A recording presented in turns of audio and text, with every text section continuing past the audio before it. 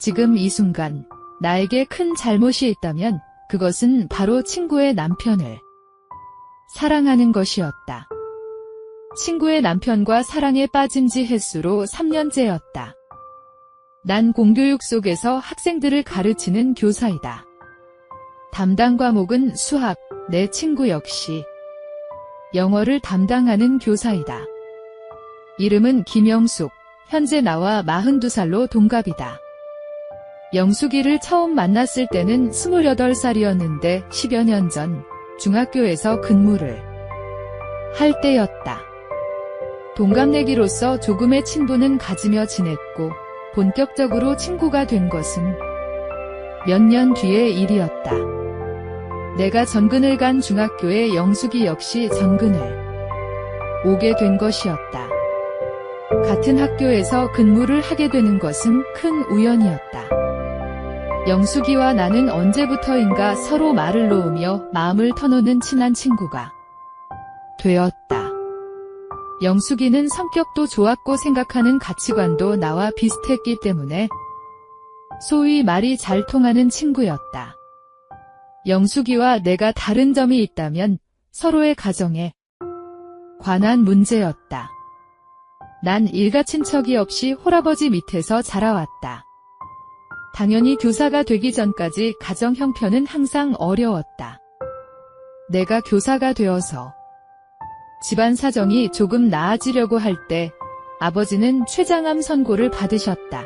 청천벽력 같은 소식이었기 때문에 이리저리 발버둥을 치며 치료를 해보려고 했지만 결국 2년 뒤 아버지는 돌아가셨다. 아버지는 세상에 혼자 남을 딸을 걱정하셨다. 그래서 돌아가시기 몇 달 전에 당신의 친구의 아들과 나를 맞선을 보게 했고 난 아버지의 마지막 뜻을 따르기로 했다. 그리고 아무런 애정도 없이 아버지의 친구 아들과 번갯불에 콩 구워 먹듯이 서둘러 결혼을 해버렸다. 급하게 먹는 밥은 체하기 마련이다. 아무런 애정 없이 시작한 결혼 생활은 순탄치가 않았다. 남편의 모든 사업은 실패의 연속이었다. 난 그런 남편을 보며 지쳐만 갔지만 남편은 절대 포기하지 않았다. 그런데 우연찮게 지인의 말을 듣고 남편이 시아버지 명의로 사놓은 땅이 몇 년 뒤에 정부의 개발 정책에 맞물려 대박을 터뜨렸다. 그 뒤로는 모든 일이 잘 되었다. 남편이 손을 대는 것마다 성공을 했다. 그리고 현재 남편은 경기 지역에 골프장 2개를 운영하는 성공적인 사업가가 되었다. 그리고 나를 보고는 능력 있는 남편을 뒀기 때문에 행복할 것이라고 했다. 그러나 난 남들의 말과는 달리 행복하지 않았다. 집에 돈이 들어오기 시작하면서 남편은 완전히 다른 사람처럼 변했다. 그동안의 고통과 노력에 대해 보상을 받아야 한다고 생각하는지 돈을 물 쓰듯이 쓰고 다녔다. 처음에는 사업이 성공하면서 그만큼 바쁜 줄 알았다. 그러나 남편의 셔츠에서는 립스틱 자국이 여러 번 발견되었고 그의 바지에서는 유흥주점에 갔다 온 흔적들이 역시 발견되었다. 남편에게 화를 냈지만 남편은 오히려 사업을 하면서 그런 곳에 갈 수밖에 없는 것을 왜 이해를 못하냐며 소리를 질렀다. 그리고 그때부터 남편의 외박이 시작이 되었다. 1~2번의 외박이 장기가 되었고 이제는 같은 집에 살면서도 얼굴을 보는 일이 드물었다. 학교에서 퇴근을 하고 집에 오면 항상 집에는 아무도 없었다. 우리 부부 사이에는 자식이 없었다. 남편은 불임이었다. 남편도 없고 자식도 없는 텅 빈 집에서 혼자 우는 날이 많아졌다. 세상에 의지할 사람은 나 자신밖에 없었다. 시간이 지나고 언젠가부터 남편에게 다른 여자가 있음을 깨닫게 되었다. 한 번은 남편에게 이혼을 하자고 했지만 남편은 받아들이지 않았다. 차라리 이혼을 하고 그 여자랑 알콩달콩 살라고 소리를 쳤지만 남편은 나의 뺨을 치며 화를 했다. 우리는 부부였지만 더 이상 부부가 아니었다. 난 그를 마음속에서 포기했다. 이제는 서로 각자의 삶을 살기로 했다. 남편이 무엇을 하든지 또 내가 무엇을 하든지 서로에게 관심을 끄기로 했다. 단지 우리가 부부의 모습을 보일 때는 집안 및 외부 행사가 있을 때뿐이었다. 이런 나의 불행한 가정사를 친구 영숙이는 알고 있었다. 세상에서 내 마음을 터놓을 수 있는 유일한 사람이었다. 난 친정도 없고 자식도 없었다. 오직 친구인 영숙이만 이 사실을 알고 있었다. 영숙이는 이런 나의 슬픈 이야기를 들어줬고 때로는 남편과 나의 사이를 원활하게 만들기 위해서 많은 조언들을 해줬다.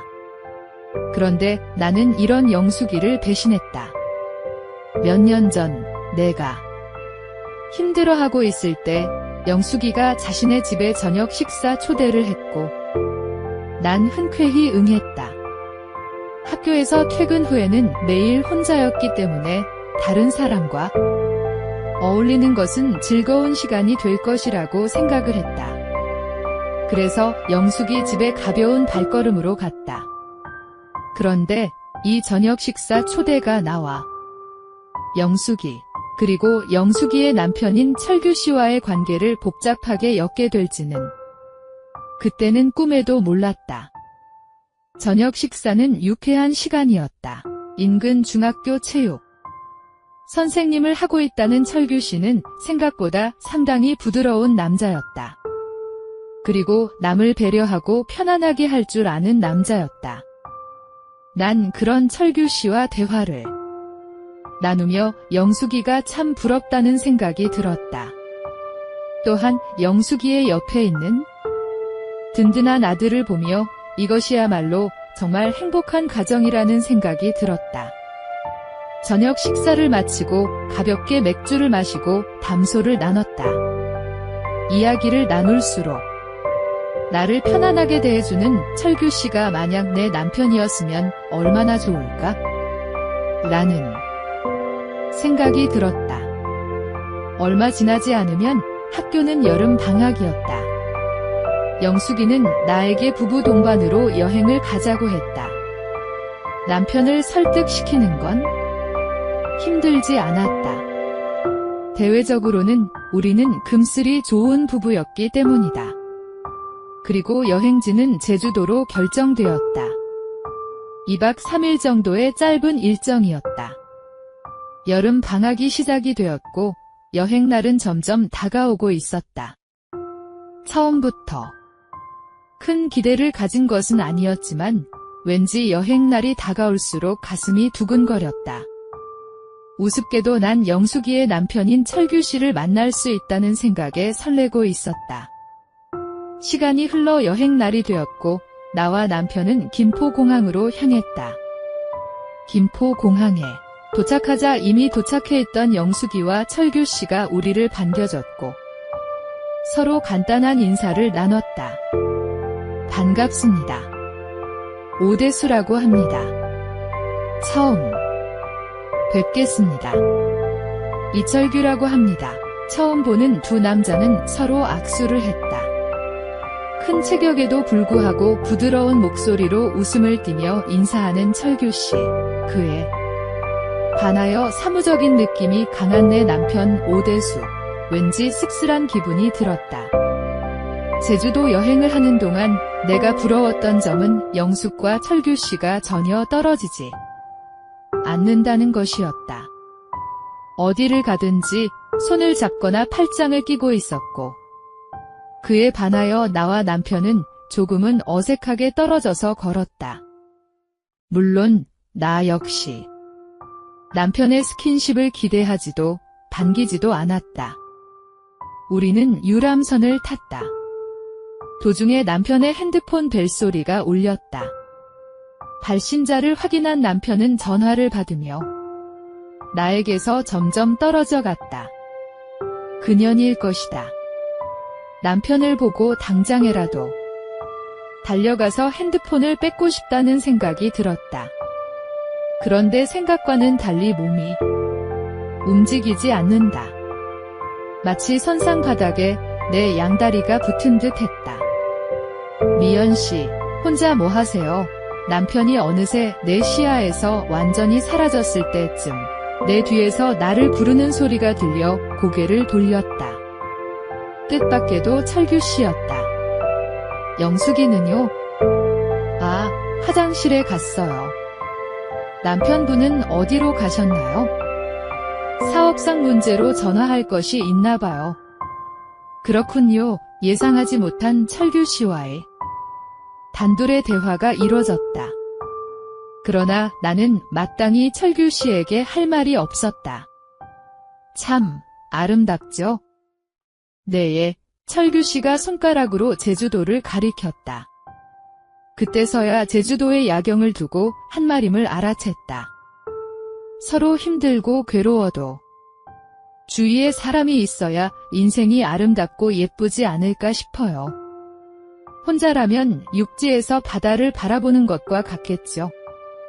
캄캄하고 아무것도 보이지 않고 문득 이런 생각이 들었는데 우습죠. 철규 씨의 말을 듣고 있는데 갑자기 울컥해졌다. 마치 현재 내 외로움을 아는 것처럼 말하는 철규 씨. 어느새 내 눈에서 눈물 한 방울이 바닥에 떨어졌다. 난 재빨리 손으로 눈물을 훔쳤다. 그리고 크게 숨을 내쉬었다. 미연아. 자기야, 거기서 둘이서 뭐해? 화장실에서 돌아온 영숙이가 우리의 대화를 끊어줬다. 하하하. 그냥 이런저런 이야기. 미연 씨랑 조금 데이트했다. 질투나. 호호호 유쾌한 농담으로 받아치는 철규 씨를 보니 나도 어느새 입가에 웃음기가 띄기 시작했다. 다시 한번 영숙이가 부럽다는 생각이 들었다. 유람선의 일정을 마치고 우리는 호텔로 돌아왔다. 어느새 내 귀에는 남편의 코 고는 소리가 들려왔고 뒤를 돌아 남편을 보니 괜히 가슴이 답답해졌다. 잠을 자려고 하지만 그것마저 쉽지가 않았다. 잠시 바람이나 쐬러 나갈까 옷을 다시 입고 호텔 밖으로 나갔다. 그리고 호텔 바로 앞에 해변가로 향한다. 잔잔한 파도 소리가 들으며 모래사장을 걸었다. 늦은 밤이라 그런지 주위에는 아무도 없었다. 미연 씨, 누군가 나를 불러서 뒤를 돌아보니 뜻밖에도 철규 씨였다. 철규 씨. 미연 씨 맞군요. 어두워서 설마 했는데 이 시간에 웬일이세요? 아, 그냥 잠이 안 와서 바람 좀 쐴까? 하고 미연 씨는요? 저도 그래요? 하하하, 저랑 마음이 통한 사람이 여기 있었네요. 집사람은 너무 피곤하다고 해서 벌써 골아 떨어졌거든요. 우연이었다. 처음에는 당황스럽기도 했지만 이 우연이 싫지만은 않았다. 밤늦게 혼자 다니시는 것은 위험한데 제가 보디가드 해드리죠.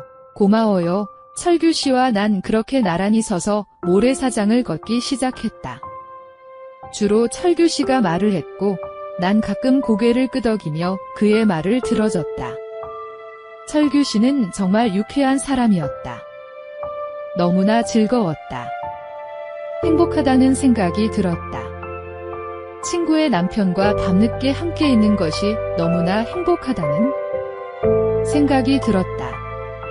이래서는 안 된다는 생각이 들었지만 조금은 가슴이 두근거리기까지 했다. 제주도 여행을 다녀왔지만 남편과의 관계는 좀처럼 회복되지는 않았다. 그러나 나에게 달라진 것이 하나 있었다면 여행 이후에 영숙이 남편인 철규 씨에 대한 생각이 잦기 시작했다는 것이었다. 철규 씨가 내 마음속에 들어온 이유는 나 스스로도 알 수가 없었다.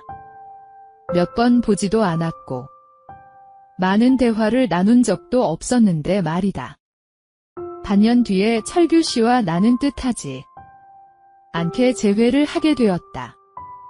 더구나 재회뿐만 아니라 매일 마주칠 수 있는 기회를 얻게 되었다. 그가 내가 근무하는 중학교의 체육 선생님으로 전근을 온 것이었다. 전근을 오기 며칠 전에 영숙이에게 이야기를 듣게 되었는데 그때 얼마나 가슴이 두근거렸는지 몰랐다. 그리고 온통 머릿속에는 철규 씨를 매일 볼 수 있다는 생각에 가득 찼다. 철규 씨는 나를 보고 반가워했다. 같은 학교에서 근무를 하게 되었기 때문에 잘 부탁한다라는 말도 했다. 철규 씨가 반갑다며 악수를 청할 때 내 손은 부들부들 떨리기까지 했다. 부록의 나이를 코앞에 둔 39살. 난생 처음으로 이게 사랑의 감정이 아닐까 싶었다. 아니, 남들이 보기에는 우습겠지만 내 첫사랑의 시작이었다. 철규 씨가 내가 근무하는 학교에 전근을 오게 되면서 나는 활기찬 나날을 보내고 있었다. 우울했던 감정, 외로웠던 감정은 눈 녹듯 다 사라져버렸다. 이유는 단 하나였다. 짧은 시간이지만 철규 씨를 매일같이 볼 수 있는 것에 행복감을 느꼈기 때문이었다. 어느 날 학교에서 교사들 전체 회식이 있었다. 삼겹살집에서 식사를 하고 2차로 호프집을 가려고 했는데 난 조심스럽게 회식 자리에서 빠져나왔다. 그날은 몸이 힘들어서 집에 일찍 가서 쉬는 것이 낫다고 생각되었기 때문이었다. 회식 자리에서 나와서 택시를 잡으려는데 내 뒤에서 차가 빵빵거리는 소리가 들렸다. 뒤를 돌아보니 검은색 승용차가 있었고 운전석에는 철규 씨가 나를 보고 손짓을 하고 있었다. 미연 씨, 타요. 집에 데려다 줄게요. 네. 빨리 타요. 난 재빨리 철규 씨의 차에 탔다. 조수석에 앉자마자 차는 출발을 했다. 안전벨트 하시고. 아. 네, 내가 안전벨트를 하자 철규 씨는 나의 모습을 힐끔힐끔 쳐다봤다. 왜 이렇게 집에 일찍 가요? 그냥 힘들어서요. 쉬려고요. 철규 씨는 왜 2차 가지 않았어요? 저도 몸이 안 좋아서 쉬려고요. 미연 씨 나가는 것 보고 나왔죠? 같이 드라이브 좀 해요. 나는 대답을 하지 않았다. 물론 철규 씨와 함께 있는 것은 좋았다. 하지만 이 감정을 드러내고 싶지는 않았다. 철규 씨가 운전을 해서 간 곳은 강변북로였다. 그런데 서울에서 꽤 오랜 세월을 살았지만 이런 풍경은 처음이었다. 아니, 야경은 처음이었다. 한동안 철규 씨와 나는 시원하고 행복한 드라이브를 했다. 그리고 정확히 30분 후 차는 우리 집을 향해 달리기 시작했다. 철규 씨가 운전한 차가 내가 사는 곳 아파트의 주차장에 도착했을 때 이미 밤 9시가 넘어 있었다. 오늘 정말 고마웠어요. 그리고 즐거웠어요. 고맙긴요. 즐거웠다니 다행이네요. 인사를 했기 때문에 나는 차에서 내려야 했다. 그러나 솔직한 심정으로는 철규 씨와 좀 더 시간을 보내고 싶었다. 차 문을 열고 내리려던 나는 철규 씨가 부르는 소리에 뒤를 돌아봤다. 미연 씨. 네. 그리고 철규 씨와 나는 서로의 눈이 마주쳤고 아무 말도 하지 않았다. 주위는 어두웠고 사람은 우리 둘뿐이었다. 천천히 철규 씨가 나에게 다가왔다. 그의 얼굴이 가까워지기 시작했고 내 심장은 이제 쿵쾅거리며 뛰기 시작했다. 난 살며시 눈을 감았다. 철규 씨는 거칠었다. 하지만 뜨거웠다. 멈추고 싶지 않은 이 시간이 영원하길 바랄 정도로 행복했다. 그런 후 이 집안에 왔을 때의 내 가슴은 터질 듯이 뛰고 있었다. 방에 들어온 나는 그대로 주저앉았다. 방금 전 철규 씨가 떠오르자 몸이 뜨거워지고 있었다. 내가 꿈꾸던 현실이 이루어졌는데 왜 이렇게 부끄럽다는 생각이 강하게 드는지 이유는 알 수 없었다. 그래도 얼마 지나지 않아 난 기분이 좋아졌다. 이제 철규 씨와 나는 더 이상 친구가 아니었다. 설레는 감정을 안고 그날 밤 난 철규 씨와의 행복한 미래를 꿈꾸며 밤을 보냈다.